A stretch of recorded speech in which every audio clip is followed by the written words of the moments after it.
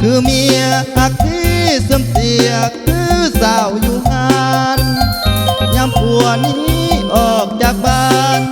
ประจำการก็เบื่อครอบครัวอย่าคิดสงสัยว่าผัวนี้ไปนอกใจทุนหัวผัวนี้หักแพงครอบครัวบ่ได้คิดสัวนอกใจลูกเมียไม่เสื่อมเสียเพื่อเมียหาเงินมาให้ผัวบ่มีเมียน้อยเมียใหญ่มีแต่จอมใจเมียมูลเท่านั้นเลิกการทุกวันผัวก็กลับบ้านตรงครับเวลาเห็นใจเมียผู้คอยตาตรงครับเวลาบ่นอกใจเมียผัวนี่นาฮักจริงคือเมียเท่านั้นแต่สิ่งสำคัญเมียนั้นต้องได้เข้าใจอย่าคิดสงสัยว่าผัวนี้ไปหาหญิงคนอื่นนอนกอดหอมเมียทั้งคืนส่วนว่าหญิงอื่นเป็นบางครั้งลงหักผู้สาวบางครั้งข่าวเป็นเพียงทางผ่าน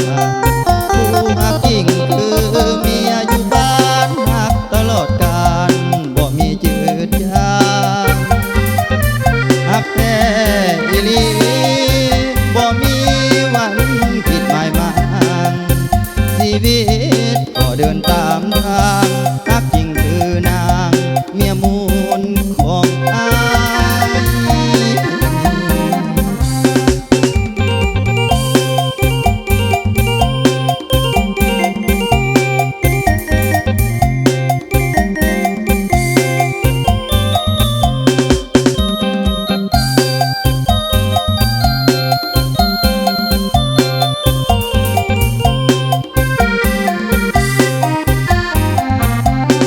ให้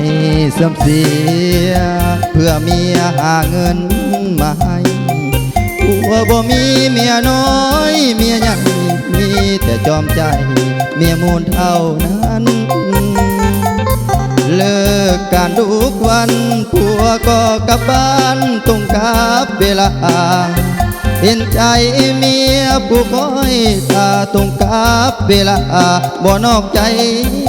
เมียผัวนี่นาจริงคือเมียเท่านั้น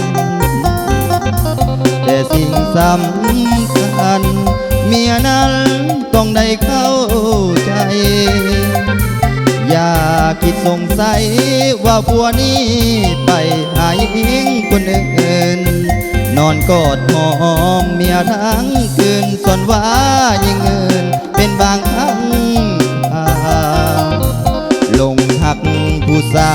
วบางครั้งข่าวเป็นเพียงทางบ้านผู้หักจริงคือเมียอยู่บ้านหักตลอดกาลบ่มีจืดจางหักแท้อีหลี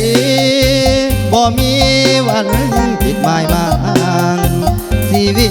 ตก็เดินตามทางหักจริงคือนางเมียมูลของอาย